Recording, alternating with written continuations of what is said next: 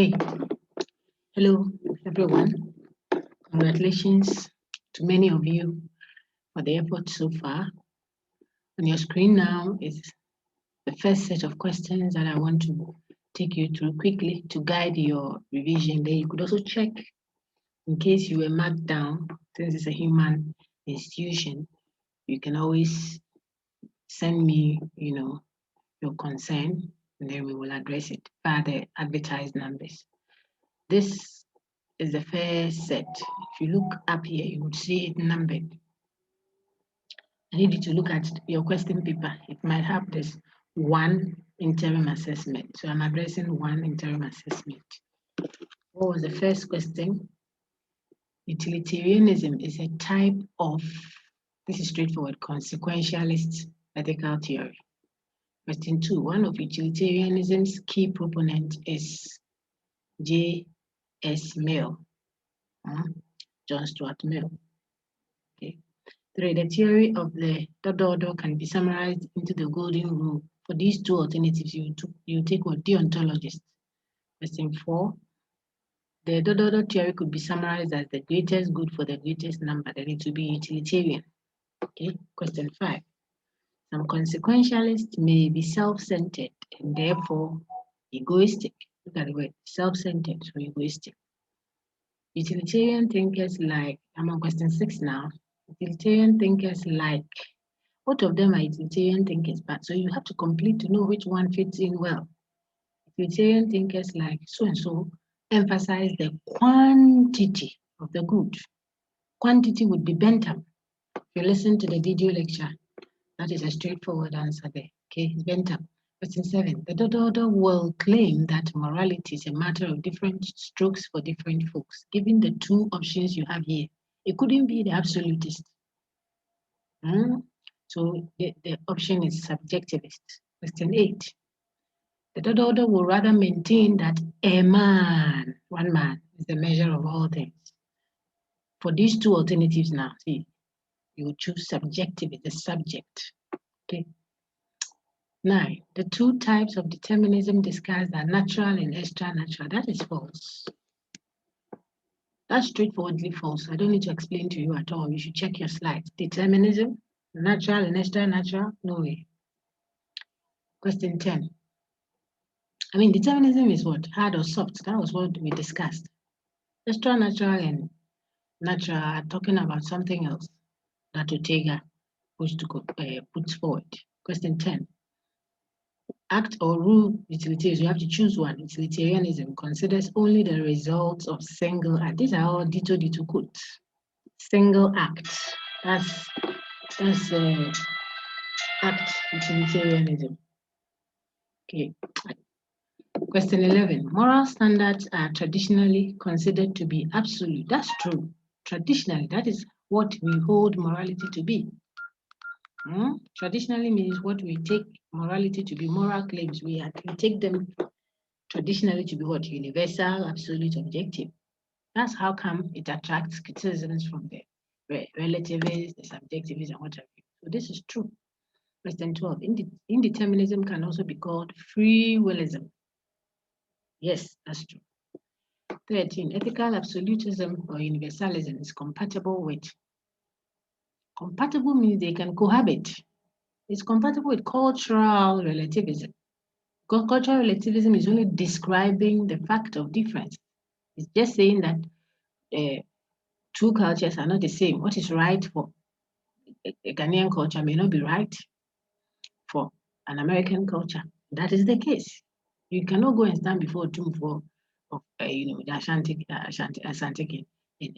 and then greet with your left hand and be waving your hand left, right, center. Culturally, it is wrong for the Ghanaian. It might not be a problem at all if you were in front of the American president, for example. Okay, so culturally, there is a difference, and the ethical absolutist doesn't disagree with this, the fact that there are differences culturally. Okay, but the ethical absolutist or universalist will have an issue with the ethical relativists. So revise that. What's the difference? Ethical relativist is saying what is right or wrong should be dependent on the culture in question. He's not just describing, he's prescribing what ought to be the case. Okay, question 4. To your choices define your essence according to, obviously, what Ortega can be Plato. Plato is an essentialist. I've said all this. For him, you already have an essence. You don't create any. You live, you become what you are already. That's Plato. For Ortega, you choose. Your choices take you there. Okay, question 15. The essentialist believes that existence precedes essence. That's not true. The essentialist believes that existence, that's not true. Look at this essentialist, not existential. It is the existentialist that believes that existence precedes essence. Okay. 16. Dodo maintains that you may choose, but your choices are not free. Which of these two says your choices are not free? Obviously, the determinist. 17. The emotivist or subjectivist denies that moral claims state fact. Which one? Who denies? Denial means you don't accept that. So you don't think it is true that. Who denies that moral claims state fact? The emotivist. The consequentialism or deontology is criticized for being too strict in mechanical. Which one is that? It's deontology. Kant's view of morality seems to be too strict and mechanical. Question 19. A critique against so and so is that it overlooks minority right. That's utilitarian. Utilitarians pursue the greatest good for the greatest number. So that which will benefit plenty, even if it will go against a few, it's okay, says the utilitarian. So we think there will be a problem with that. The minority's rights will be overlooked. Okay, egoism is just centered on one person, just one, not a minority or a majority. It's just one. Ego, my ego, me, myself, and I. Okay. 20. If an act is ethical, then it will be religious. Not necessarily. This is if-then statement. If you say if A, then B, you are saying that this B necessarily follows A wherever I go. That's false. Okay, so the answer is false. 21. The religious act is also ethical. Now look at these answers. May be true, never true. For here, this is the option. It may be. If an act is religious, it may also be ethical or may not. Right? If you say it is never true, that's not exactly correct. Okay. So the answer is for 21 is what may be true. Question 22. A or an altruistic or egoistic act is self-centered. Which one is self-centered? Egoistic. I already explained that. Egoism. Go to the videos, please. Some just woke up from their slumber. Some of you, not many, do. Emotivism describes the fact of cultural diversity. That's no. Emotivism is not even establishing that there is any claim at all. The emotivist doesn't think you're even stating any moral claim, which is assertive. See? 24. Ethical egoism and altruism are what? Consequentialist theories. Hard or rule is a type of utility. If you want a type of utilitarianism, which one will you choose? There isn't anything like hard utilitarianism. It's rule utilitarianism. Okay. Then act or soft is a type of determinism. For determinism, it is what? Hard or soft determinism. Okay, 27. Objectivists are also what? Subjectivists. Yes or no? That's a big no. 28. If utilitarianism is not self-centered, then it is A. Or you never saw this when I mentioned it in passing. But how would you get this answer? See, I said if utilitarianism is not self-centered, if it is self-centered, it's egoistic. So if it is not self-centered, then it will have to be this one.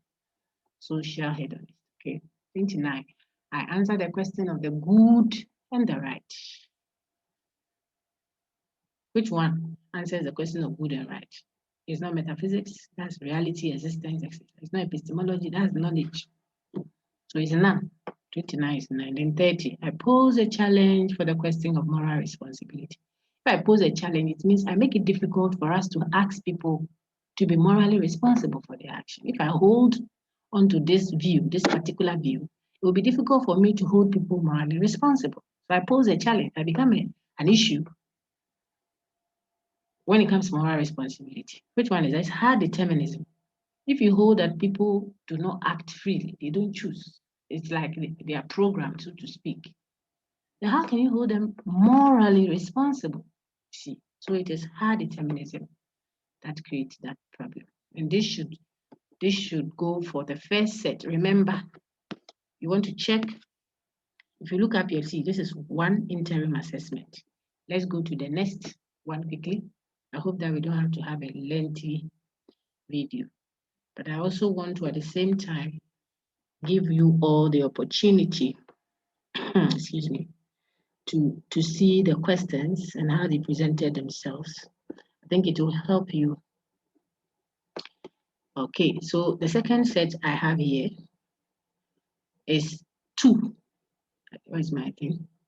So this is 2 interim assessments. So check your question paper. If you had 2 interim assessments, then you can cross-check and present any, or maybe you chose something, but then it wasn't marked for you, or we marked it correct for you when it should have been wrong, or we marked it wrong or something. Then you can always present them so we can edit. That is why I have allowed you to come for your script, and those who have come can bear us out. Okay, so 1 for that one. This is the second set. We argue that moral standards exist independently of us. That is the objectivist. That moral standards exist independently of us. 2, we deny the existence of universal and objective moral standards. Take note, deny universality and objectivity of moral standards. This is one of them. And so is subjectivism. Both of them deny. So the answer is both. Question 3, we hold that there are no moral facts. That's the emotivist. The dot theory denies the greatest good for the greatest number. The key word here is denies. I keep trying to help you, my good students, to be very particular about details when you are reading before you sell us out. When we give you some sensitive position to hold, you overlook denies and you are saying something totally different. So we want you to be very, very, very particular about details. One of these options given to you will deny the claim that we're the greatest good for the greatest number. It will be the deontologist, because the utilitarian supports this claim.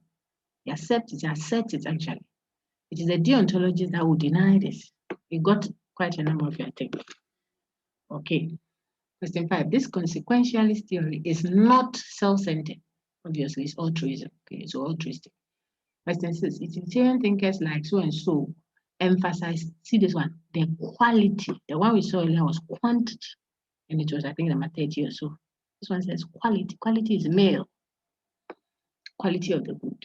It's in the video. Everything I've said from the topics I told you, you'll be examined on for your interim assessment. They are almost alike, shuffled, different emphasis. So you can never say, oh, I didn't see it. And you came to the center to do it yourself. Okay, so you know your performance. Question 7. The objects. See this one too. These 2 alternatives, absolutist or subjectivist, objects to the view that morality is a matter of different strokes for different folks. One of them objects. It doesn't support it. He objects to it. Will it be subjectivist? No, it's an absolutist. Question 8. The will rather maintain that a man is the measure of all things. Which one? If you gave me subjectivist and objectivist, which of them will I say maintains that a man is the measure of all things? It will be the subjectivist. Again, see that. Question 9. The 2 types of determinism discussed are natural and extra-natural. No, that's false. Question 10. Moral standards are traditionally considered to be what? Objective. 11. The essence of good is simple, according to Plato. That's true. Remember the forms. 2 ways of distinguishing Plato's reality or real forms from what? Appearances. The form is simple, is 1. Indeterminism can also be called free willism. That's true. So the answer is yes. Ethical absolutism or universalism is compatible with what? Cultural. We would have met this in the previous one. 14. Your choices define your essence according to Ortega. The essentialist believes that existence precedes essence. You see that also. That's true. The dodo, that's determinist stroke free willist, maintains that you may choose, but your choices are not free. That's obviously determinist. You see, we've seen about 3 of them from the previous. The dodo, that's between emotivist and subjectivist. One of them affirms that moral claims state fact. What you saw in the previous one, if you were copying, you say, oh, the next page is here, they say, see here, this is affirms. That what we saw was denied. So who affirms that moral claims state facts between these two people? It will be the subjectivist now. Okay. 18, consequentialism or deontology is criticized for being too strict and mechanical. Which one is that? Deontology. The critique against one of the two here is that it overlooks minority rights. That will obviously be what? Utilitarianism. If ethical, then religious. Again, this is what? False. Because this is a necessary. If you say if A, then B, the ethical is sufficient, religious becomes a necessary condition. It means you are saying that wherever we see ethical, an ethical act, it will mean it is necessarily religious. No, that's false. Not necessarily. The religious is also ethical. That may be true. So this is correct. May be true. But we've seen all of these, so I'll run through them quickly. An altruistic, okay, which one? An act that is self-centered. That would be what? Egoistic. The answer is egoistic for 22.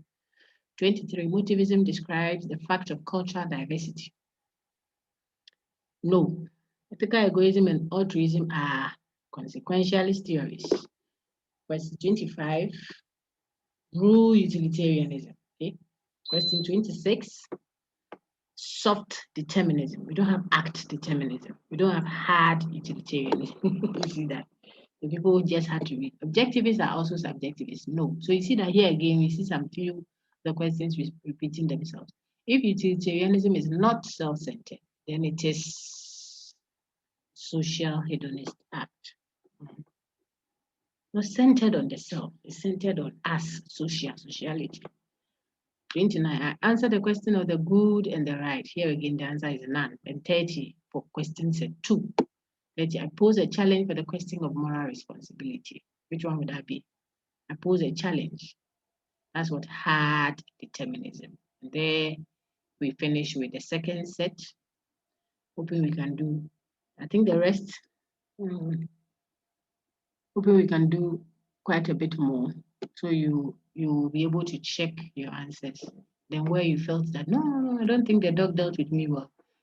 Maybe those who are happy are happy. You see why? But I say if you if you saw something that was given to you, you should come. Look at the third set. On your question paper, you should see this if you are part of this. 3 interim assessment. This is the third set. Question 1 for that says, feeling right about committing murder does not make it right. Now see, this is a critique by one of these against the other. That is what maybe you won't read because you saw feeling right about, you go and choose emotivism. But I'm saying that this claim, feeling right about committing murder, does not make it right. Someone is telling his colleague that you may feel right about something, doesn't make it right in itself. So between these two people, who will be telling his counterpart that feeling right about committing murder does not make it right? It will be the subjectivist telling the emotivist that the fact that you feel right about something doesn't make it right. See, so the answer for question 1, this one is subjectivist, not emotivist. Question 2, I'll tell a lie since that will promote my own good. Who am I? The ethical egoist. Question 3, moral standards assert truths that are a matter of personal preference or opinion according to the subjectivist. They assert truth, you see, but truth that is based on my personal preference. That's the subjectivist. The emotivist doesn't think the moral claims assert truth at all. They think they are just feelings. They're not stating anything that is true or false, says the emotivist. But our question says, it asserts truth, says that the truth or falsity is measured by the subject, a person. Question 4, that act is legal, so it will also be ethical. Look at the answers. Here it says yes, no, maybe. The answer is maybe. It may be true, it may be false, maybe. Is the answer. Because what is legal need not necessarily be ethical, and what is ethical need not necessarily be legal. Look at that slide I gave you, introducing ethics. It's there. Everything I'm giving, all these questions are ditto from there. The video content, the slides, the reading material. Question 5. Utilitarianism holds an action to be C, right or wrong, and you choose one. If it produces the least, people won't read. As soon as they saw happiness for the greater number of people, they know it's associated with utilitarianism. No, they go and choose right. Just like some people will read a notice from me or from any authority, and they will still come asking you. You have to cultivate that you are in the investing now. Okay, so my few friends who may have gotten caught up in this trap, utilitarianism holds an action to be right if it produces the least. If it is least, then it can be right. So you come back. The least happiness for the greatest number. No way. They want the greatest happiness for the greatest number. So if you go and produce least happiness for the greatest number, the utilitarian will say that act is wrong. So we mark wrong. Wrong is the correct answer. Question 6. When the ethical questions you ask deal with the meaning of terms, meanings, we describe that branch of ethics as meta ethics. Is there? It's in that slide. Introducing ethics. 7. We criticize one of these people that if each person's moral standard is equally plausible, then we will have no criteria for formulating rules and resolving moral disputes. Who will we criticize like that? In other words, which of these two says that each person's moral standard is equally plausible? Because it is that person that we are telling. How will we have a criteria? So who holds that view? It's a subjectivist. Emotivists don't think even your claims are stating anything. See that? So we criticize the subjectivists.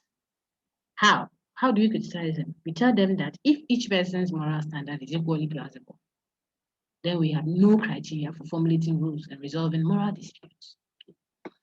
Question 8. According to so and so, what is right in one culture is considered wrong in another. That's cultural relativity. What is right in one culture is considered wrong. Is what is the case? It's a description of what is the case. I said that earlier. You can greet with your left hand in certain cultural settings. You can even wear your cap and say hi, addressing elderly folks. Hi everyone, I really want to know, and this is a small boy talking to some elderly folks, and it is so okay in that culture.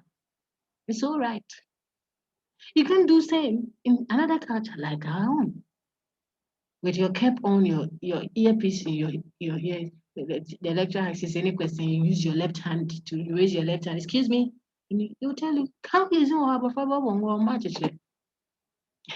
You know, you just tell you it's not in the place of a child to break the back of a tortoise. You break the back of a snail. It's a figurative speech. You can't interact elderly folks and all that. It is wrong there. So you are just describing what is the case. This is just a matter of relativity. You are stating the fact, what observation tells you. And that one cannot be denied by even the universalist, ethical universalist, you see? Because our cultures are not the same. So you can say that what is right here is not necessarily right there. Is what is the case? That's what we are talking about. So in certain cultures, the woman shouldn't speak. So if I go to the lecture hall for that culture, I shut up. The student man or boy must speak. You, the lady lecturer, should shut up. So they come and sit and they will see how they will be taught anything. But that is that culture. Another culture will think that is not right. So that even churches in Ghana have different understanding of who can speak in the church, who can preach or who cannot preach. So it's a difference. That is only stating what is the case. The ethical relativist doesn't state what is the case. It's saying what ought to be the case. He's saying that when it comes to what is right or wrong, we should depend on culture, religion, etc. So he's not just describing that is how people, he's saying that should be how things should be. That is how things should be. We have a problem. We are not worried if you say people do things differently or what is right or wrong differs from culture to culture, because we can always apply the moral standards to help those who we think are not doing something right, even our own, to improve upon it. So the fact that two cultures differ doesn't mean what they are doing is also right or wrong in itself. But when you impose the differences onto the ethics of it, then you jump from cultural relativism. Now you are talking what should be the case. You are saying that what is right or wrong should depend on the culture. It becomes ethical relativism. I'm saying that if people think that it's okay to kill, that should be okay.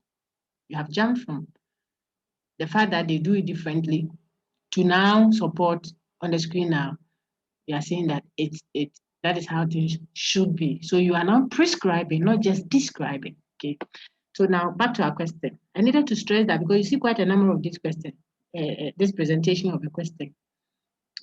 According to so and so, what is right in one culture is considered wrong in another. That's cultural relativism, straightforward.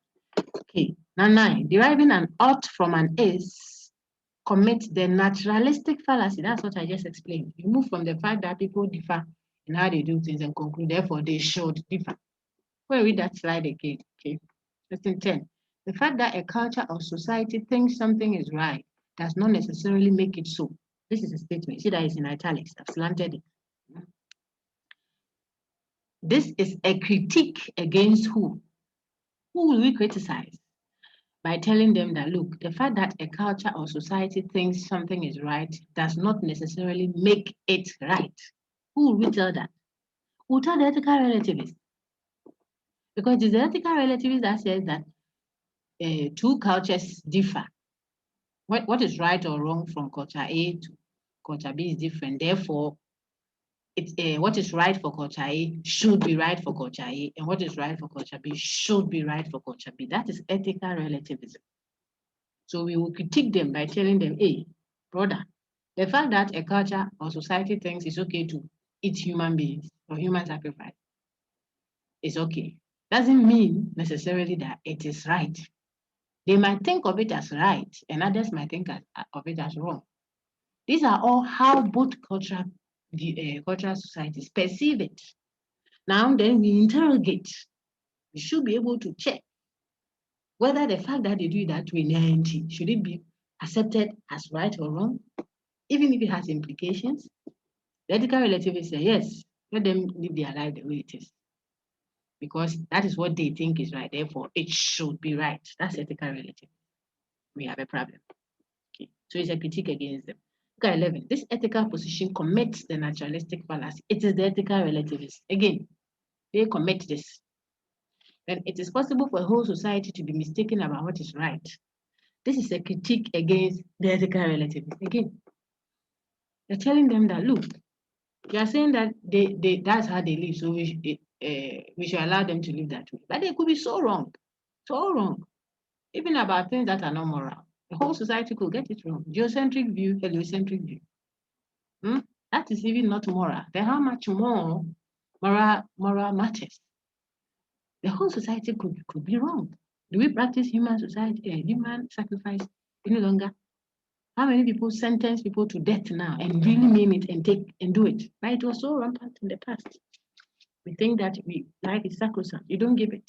So you want to be careful how you claim that you're going to take a life that you don't give. You see, we are changing that because we are having a better view, I think, of human life. Okay, 13. Believing in me may lead to ethnic or tribal conflict. It is ethical relativism. You see how many questions from there alone? About 6. If you believe in the differences of cultures, that in itself doesn't create any problem. That's cultural relativism.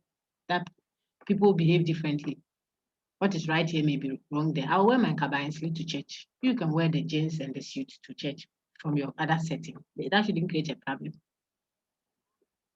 But When I say what is right or wrong should depend on that, take note of should is not the same as what is. The emphasis is there. So we may be practicing human sacrifice and others may not be practicing human sacrifice. I'm just describing what happens. But when I start prescribing and saying that, but that should not be the case, they can't do that. How are they keeping the women in the room like that? I'm making a prescription. It shouldn't be done that way. You see that? Now, if I'm an ethical relativist, it means that I think what is right or wrong should be defined by the culture. Not that it is defined by the culture, but I'm saying it should be defined by the culture. Then get ready. You are daily bread for someone, a culture that eats human flesh. You should allow them to eat you. See what will happen. Ethnic, tribal conflict. 14. Ethics is concerned with the criteria, not the instances of good and bad. I've seen that. This is Dito from the slide. Dito from the video and slides, the content delivered, all of them uploaded on it. I got a message from one of your the students that they never saw that. I said, hey, you see. 15. When we use ethical principles to address real life issues, we are doing applied ethics. Look, real life issues applied.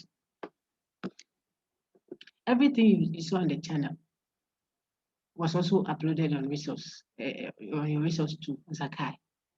Even sometimes I updated your WhatsApp platforms. Everything on the channel, everything in your resource too, either as a slide or on the links. When you select the link document in your resource too, it gives you all the links to all uploads on the channel. If you already subscribed to the channel too, you just get prompts. Go to playlist, get everything loaded for the course. Okay, so you should follow. Once then I kept stressing the units we use for the interim assessment. So I mean, if you are really following, if you, like you want to do once in a while, then you find out what's up in the course that will not be too helpful.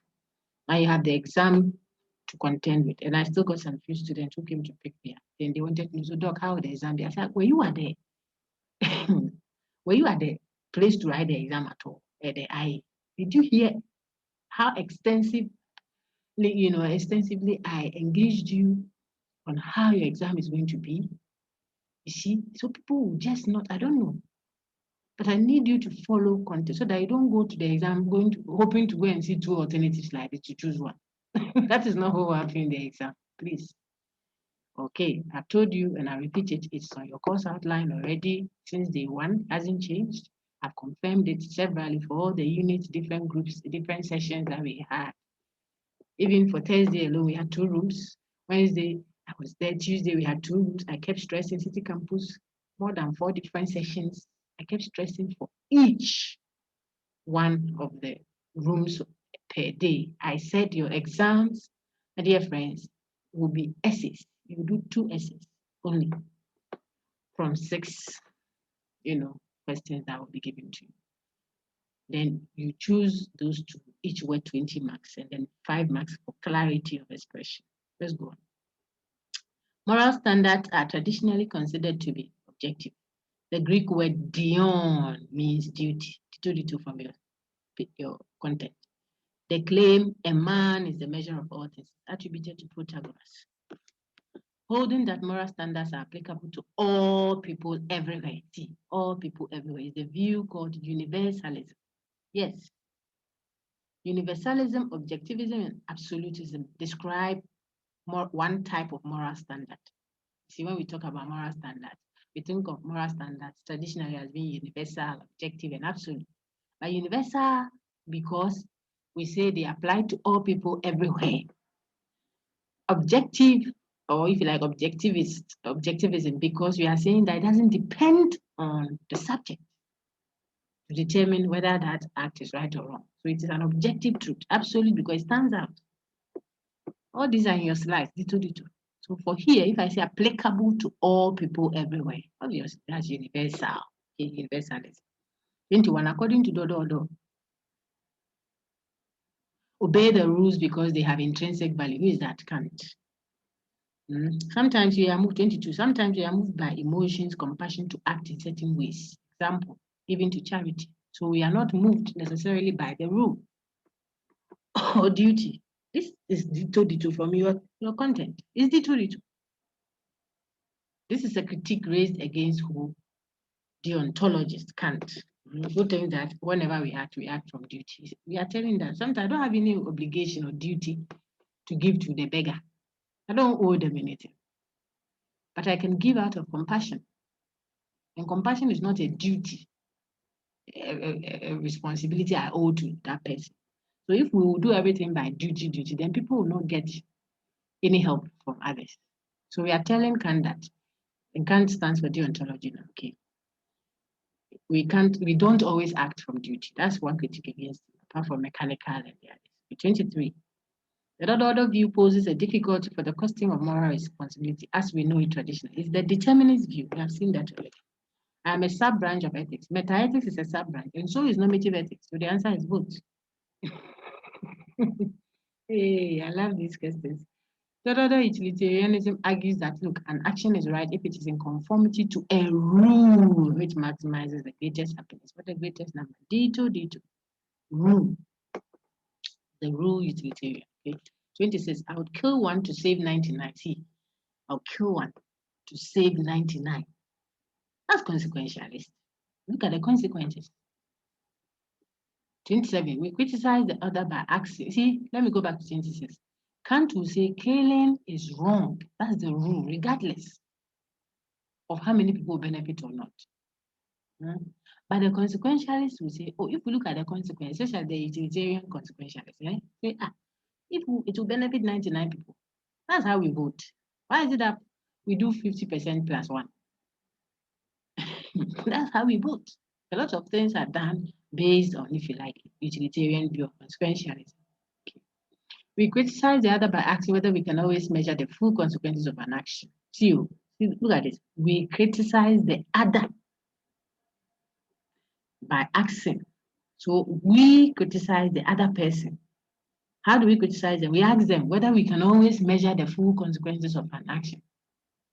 Who says that they are who focuses on consequences is a consequentialist, and who is criticizing the consequential? The deontologist. So the answer is deontologist. See, we deontologists criticize consequentially the other one by asking whether we can always measure the full consequences of an action. Can we even ever finish measuring the full consequences of an action? Who is asking who?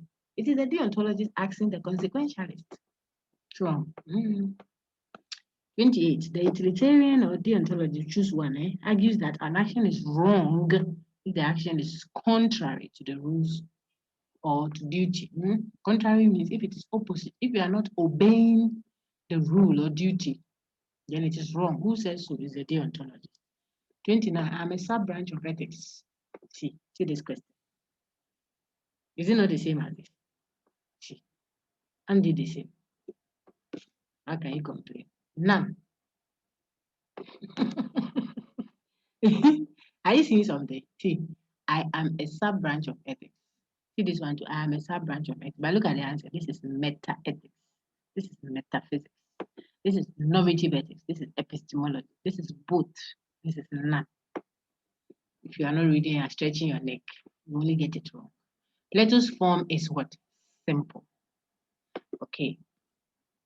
So those who did excellently well like that, see how smart you have been. I think we have a fourth set. Where is it? Okay. Right.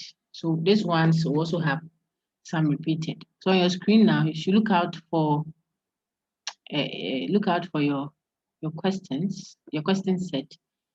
If it has this, see, this is number 4. Then you can check your answers by these options. 1, that is determinism or consequentialism is a view that all things are causally conditioned such that they could not be ordered. This is D2. Determinism. This is determinism. Question 2, the denial of something, one of these alternatives for many is the end of morality. The denial of free will. If you deny that people are free, it means if you don't accept that people act freely, then how can you hold them responsible? 3, to say that you ought to have done X suggests that the person, look at the options, could have chosen or is determined to do X or not to do X. The answer is the person could have chosen to do X or not to do X. That's why you tell them, you shouldn't, you should have done this rather. If I say you should have done this, it means you could have done the alternative. This is also D2 from the determinism slide and video. What meaning is there in praise and blame and holding people morally responsible for their actions and inactions if because of antecedent factors they could not have done otherwise? All this is a statement. Look at the question. This is an ethical challenge confronting who? Confronting the determinists. They are faced with that issue. They will have to explain how we can hold people responsible if they couldn't have done otherwise. It is a challenge they are confronted with. If you're a determinist, you confront this challenge. It means you won't be able to explain how people can be held responsible for their. There can't be moral responsibility for anything. The person rapes someone, you say, well, it wasn't his fault. The person breaks into someone's car, say, well, couldn't if it wasn't for X, Y, or Z factors, he wouldn't have. So how would there be society? It's a challenge facing the determinist, especially the hard one. The indeterminist doesn't have this challenge. Because the indeterminist insists that no matter what your antecedent conditions are, you still choose. In fact, they even go further, like William James said, you freely choose. That's in contention, though. Maybe the people chose yes, but was it free? We can't tell. So the option for question 4 is determinist. The end will justify the means captures the view called consequentialism. The end, the goal, the consequence will show whether what we did was right or wrong. We did something. You are accusing us, don't worry. Let's wait and see what will come out of it. That can determine whether what I did was right or wrong. It's a consequence-oriented ethics, consequentialist. You get this very well, you have done a substantive part of your moral philosophy, number 300. A core, that's okay. Question 6. You cannot use humans as a means to an end. That's Kant. This is Kant's critique against the other. That's against Mill. So you can't say that, I'm just trying to do that so that I'm punishing him a little so that his father will see that he has to come home. You're punishing the small boy so that his father will be so worried that he will come home. You are using the small boy as a means to attain a happy marriage. What kind of stupidity is that? No apologies. Kant says you do not use humans as a means to attain a certain end. No, human beings are an end in themselves. That's what underwrites the dignity of a human person. You don't use people to attain things.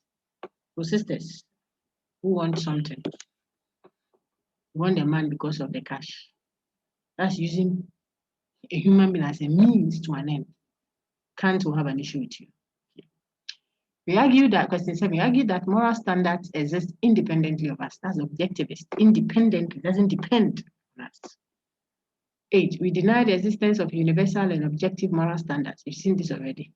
This person denies it. That's the emotivist. And so does the subjectivist. So the answer is both. 9, we hold that there are no moral facts. That's the emotivist.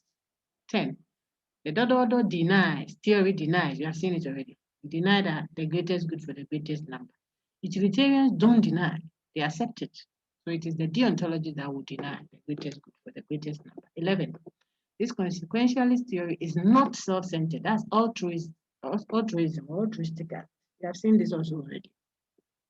12, utilitarian thinkers like, here again, there's Mill and there's Bentham. Both are utilitarian thinkers. So you finish it to know which of the options works. And here again, emphasizes what their quality. If it's quality, then it's Mill, J.S. Mill, John Stuart Mill. If it's quantity, then it's Jeremy Bentham. This is in your slide, it's in your video, it's in your content given to you. Lesson 13. The absolutists or subjectivists, so we choose one, objects to the view that morality is a matter of different strokes for different folks. Who objects? It will be the absolutist. Do you see that? 14, the Dodo will rather maintain that a man is a measure of what, that's subjective. 15, the two types of determinism discussed are, excuse me, natural and extranatural. That's false. 16, moral standards are traditionally considered to be objective. You see, this is a repetition. Objective. Answer is objective. 17, this ethical position commits the naturalistic fallacy. Which one is that? Ethical relativism. Move from the fact that cultures are different to claim that therefore what is right or wrong should also be different. That's problematic. It is possible for a whole society to be mistaken about what is right. This is a critique against ethical relativism. Believing in me may lead to ethnic or tribal conflicts. Ethical relativism. Ethics is concerned with the criteria of good and bad, right and wrong. When we use ethical principles to address real life issues, we are doing applied ethics, not meta-ethics. Meta-ethics looks at the meaning of terms. Applied ethics uses the principles to address actual life issues. Remember the informed consent thing, the business ethics thing, all those ones are applied ethics. The view that the rightness or wrongness of an act is determined by the act itself is called act utilitarianism. There is nothing like act egoism. Where did you see that? It was just meant to give you a bonus. And also, so people, some people got that wrong. I wanted a lot of the 30 over 30. There weren't many. Okay, 23. Moral standards are traditionally considered to be objective. The Greek word dion means duty. The claim a man is the measure of all things is attributed to Protagoras. 26. Holding that moral standards are applicable to all people everywhere is the view universally. We've seen that. According to one of them, obey the rules because they have intrinsic value. That's Kant. The rules are good in themselves. That's what intrinsic value means. Not because of what the obedience will bring you, but it is good to tell the truth. Not that hey, if you don't tell the truth and then they find out, what will you do? Maybe they'll go and tell your mother and then they'll tell your pastor. And then all those are consequentialists. They are not Kant. Kant says, tell the truth because telling the truth is good in itself, period. Not because hey, if you don't do that and they find out, it will disgrace you rather. So they are tell the truth that the pharmaceutical company, remember our example, but let's just tell the truth that don't go and take us YouTube and go and you are still going consequential. Kant says obey the rules because they have intrinsic value. That's Kant. 28. Sometimes we are moved by emotions or compassion to act in certain ways. Example, giving to charity. This is a critique raised against deontology. That's Kant. I already told you that. 29. I think this is determinist view poses a difficulty for the question of moral responsibility as we know it traditionally. And the last one, the answer is act. Utilitarianism considers only the results of single acts. And on that note, I'm sure that you all can check your answers and then bring me your concerns if you have any. For your exam, I've already communicated with you on that. If you feel that there's something you got to write that has been marked wrong, that's why I've gone to this extent. I will publish this as soon as our special students finish their own IA tomorrow, God willing, around 12 noon. So perhaps by 12:05, 12:30, you should see this to help your review. Okay, wish you well, all the best.